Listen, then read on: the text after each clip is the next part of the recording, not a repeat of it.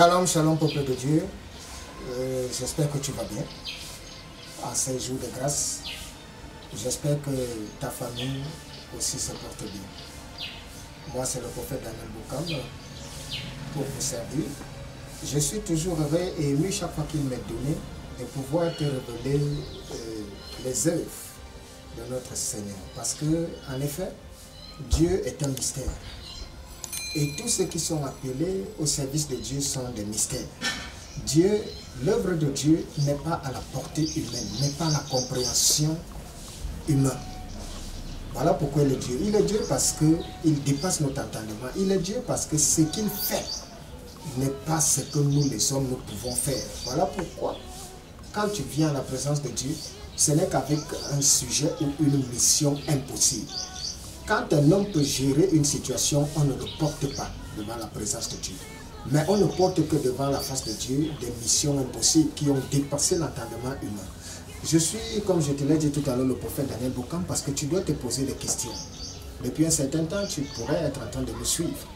Et tu te dis, ah, c'est encore une fois de plus un de ces imposteurs ou un de ces aventuriers qui vient et qui veut venir nous distraire. Mais je voudrais te dire, oui, Dieu nous a donné la libre pensée. Nous sommes libres de penser, nous sommes libres d'accepter, nous sommes libres de croire. Dieu nous a donné un choix.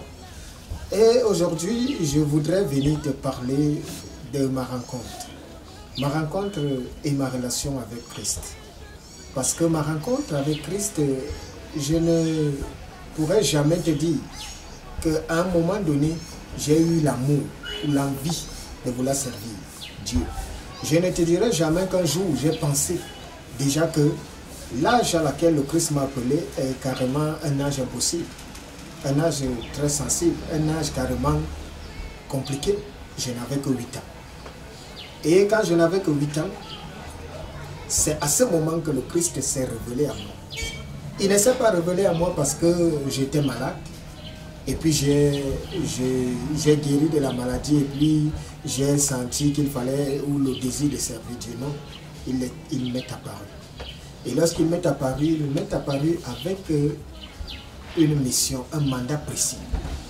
Et le mandat qu'il m'a donné était, je t'envoie sauver ton père, ta mère, toute ta famille. À 8 ans, c'était carrément impossible parce que je ne maîtrisais même pas la portée. Je ne maîtrisais même pas la pleure de tout ceci. Et encore moins ma famille, parce que mes parents, rassurez-vous, ils ne connaissaient pas la chose, bien qu'étant des chrétiens, parce qu'ils allaient de temps à autre, le dimanche à l'église. Mais aujourd'hui, si ma famille est une famille, je ne dirais pas chrétienne, mais une famille de serviteurs de Dieu, c'est à cause de moi, parce que ce n'est pas mon papa, mon faux papa ou ma maman qui m'ont appris à servir ou à prier Dieu. Chez nous, on ne priait pas Dieu. Quand j'avais 8 ans, c'était quelque chose d'inexistant. Mais quand le Seigneur s'est révélé à moi, il m'a montré ce qu'il fallait faire et comment il fallait faire. Et c'est de là où je suis venu, je leur ai dit, à partir d'aujourd'hui, nous allons commencer à prier dans cette maison. Et ils m'ont demandé, mais comment allons-nous procéder? Mais tout ceci, c'est déjà lorsque le Seigneur s'était manifesté. Quand le Seigneur se révèle à moi, lorsque je commence à dire à ma mère que je vois des gens, c'était tout le monde m'a rejeté. Tout le monde m'a taxé de sorcier. Ils ont tout simplement estimé que c'était de la sorcellerie. Pourquoi? Parce que je leur disais, je voyais des blancs. Je voyais des gens avec des longues ailes. Je voyais des gens avec des épées à la main et ça effrayait beaucoup de personnes. Lorsque je me mettais à leur dire ça, ils étaient effrayés et d'aucuns savaient que c'était de la sorcellerie, c'était de la divination, c'était de la magie. Quand le Seigneur m'appelle, je n'ai que 8 ans et je ne sais pas, je ne connais pas les enjeux. Les gens ont commencé à me côtoyer et beaucoup ont voulu faire dans la revendication. À savoir, il y a eu des mouvements qui sont venus, des catholiques sont venus, ont voulu s'accaparer de l'histoire et ont voulu m'amener dans le système que c'était la Vierge Marie qui contrôlait tout ça. C'était les signes de la Vierge Marie et d'aucuns disaient non, la Vierge Marie nous a envoyé, la Vierge Marie a fait ci ou ça. Et dans cette même mêlée, j'ai eu aussi des protestants qui venaient, des pentecôtistes qui venaient et des témoins de Jéhovah. Ça fait que c'était saturé. Chacun voulait faire la revendication. Chacun voulait dire non, c'est de nous, c'est de nous. Ce qui fait que l'atmosphère était chargée. Mais la seule chose que le Christ m'a dit, c'est que c'est lui qui est mon Père spirituel. C'est le Saint-Esprit qui m'enseignera tout au moment venu. C'est le Saint-Esprit qui me révélera tout. Pourquoi? Parce que je voudrais que tu saches que si tu me vois aujourd'hui, je ne sors de nulle part. Ce n'est pas une histoire où j'ai apparu comme ça et puis je commence à te raconter des choses. Je suis à l'œuvre au service de Dieu depuis que j'ai 8 ans. Et je ne marche et je ne fonctionne qu'en fonction de la volonté de Christ, qui n'est pas ma volonté. Il m'a signé un mandat. Il m'a dit, dans la maison de ton Père, il n'y a pas la crainte de Dieu. Bien que mes grands-parents étaient des fervents serviteurs de Dieu. Mais quand le Seigneur se révèle à moi, il me révèle que ma grand-mère, en fait, n'était même pas à son service, bien qu'étant une femme d'église. Elle était tout autre chose dans le monde des ténèbres, dans la sorcellerie. C'était elle la reine de tout cela. Vous imaginez une femme qui a toujours été honorée, qui a toujours été admirée dans tout un village, adulée et respectée. Et du jour au lendemain, un jeune enfant vient et dit non, cette femme est une sorcière. Elle a une couronne de sorcellerie. Vous savez ce que ça a dû me causer, même avec mon père qui a dit non, impossible. Ma mère ne peut être sorcière. Mais le sorcier, si c'est toi. Ça m'a valu tous les noms d'oiseaux. Et ça m'a valu le rejet. Ça m'a valu aussi beaucoup d'accusations parce que jusqu'à aujourd'hui, je suis le plus jeune enfant, je crois, dans l'histoire, qui a été taxé de rosicrucien, de franc-maçon. On sait que je suis le plus jeune enfant qui a fait et qui est dans la franc-maçonnerie. Un enfant de 8 ans déjà franc-maçon, un enfant de 8 ans déjà rosicrucien, c'est l'étiquette qu'on m'a collée. Ce qui fait qu'aujourd'hui, quand j'entre ou quand j'arrive, soit en famille, soit au milieu des gens, je mets les gens mal à l'aise. Ma présence seule dérange. Oui, ma présence dérange, pas parce que je suis rosicrucien, mais ma présence dérange tous les sorciers. Ma présence dérange tous ceux qui ne sont pas à l'œuvre de Dieu.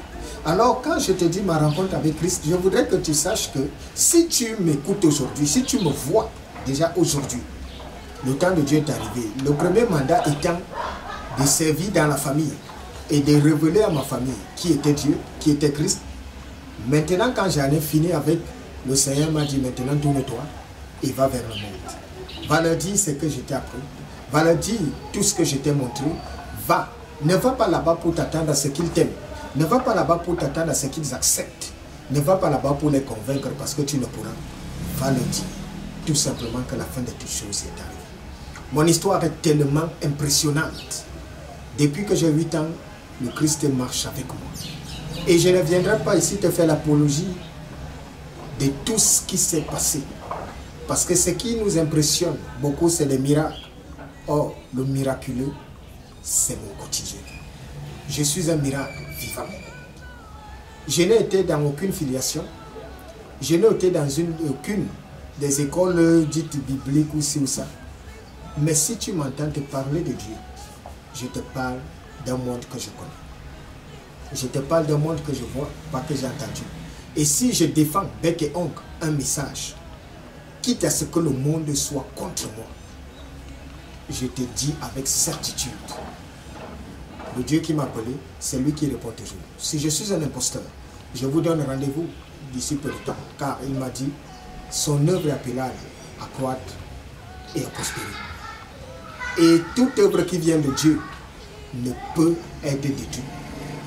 Mais si c'est mon œuvre à moi, alors je serai détruit au détriment de tous les mensonges et de toute l'imposture dont je fais montre.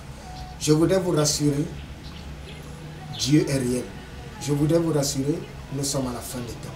Et c'est ce message que le Christ m'a mandaté de te dire, d'apporter dans chaque foyer, dans chaque ménage, pour vous dire, préparez-vous, car les trompettes sont déjà en train de sonner. Préparez-vous, nous sommes à la fin de toutes choses. Préparez-vous, le temps messianique est arrivé. Beaucoup seront surpris de cette histoire. Beaucoup seront surpris. Et la première chose dont je voudrais partager avec vous, c'est que dans la religion où vous êtes ancré, Dieu ne s'y trouve pas. Et Dieu, lorsqu'il pointera le jour final, la religion sera perdue. Évitez d'être des religieux, soyez des adorateurs. Des chrétiens ne sont pas forcément des enfants de Dieu. Des chrétiens, pour être enfant de Dieu, il faut le servir. Il s'agit d'être enfant de Dieu, pas d'être chrétien ou d'être religieux. La religion a des blocages et des barrières, mais l'œuvre de Dieu et enfant de Dieu, il n'y a aucun blocage et aucune limite. Je suis le prophète Daniel Bokam. Je sais, mon histoire va t'impressionner parce que quand il me sera donné de commencer à te la raconter, elle est tellement riche en émotions. Elle est tellement grande, longue et puissante. Et je vais te rassurer, tous ceux qui ont essayé ou tous ceux qui ont pensé que c'était de la divination, de la sorcellerie, tous, ils tombent toujours. Je ne viens pas pour faire l'apogée de ma personne. Je ne viens pas pour défendre ma personne parce que je suis inexistant. Je viens te dire ce qu'il m'a été donné. Et je suis témoin de ces choses parce que le Christ a pris le soin de me préparer. Voilà pourquoi je vous exhorte, vous qui m'écoutez, vous qui me suivez, je vous exhorte à plus de vigilance. Je vous exhorte à plus de persévérance. Je vous exhorte dans le service de Dieu. Servons Dieu parce que toutes choses sont accomplies. Que chacun de nous fasse un examen de conscience parce que tout est accompli. Que le Seigneur nous bénisse et surtout, comme je ne cesse de vous dire, je suis disposé à porter ample éclaircie, ample précision et ample réponse à toutes vos préoccupations. Ne vous oubliez pas, nous devrions partager davantage pour faire passer ce message aux uns aux autres. Nous ne perdons rien parce que la fin de toute chose, je sais que tu as déjà eu à entendre ça, tu entends ça tous les jours, et si ça tellement que c'est saturé, à un moment donné, tu te dis, bah attends, on a déjà ces messages, mais attention. La même chose qui s'est produite avec Noé, le Christ nous a préparé à ça, parce que quand il a dit, quand il reviendra, trouvera-t-il la foi sur terre. Que le Seigneur nous bénisse tous. Shalom, shalom. Bye bye. Qui me justifie moi-même et mon péché.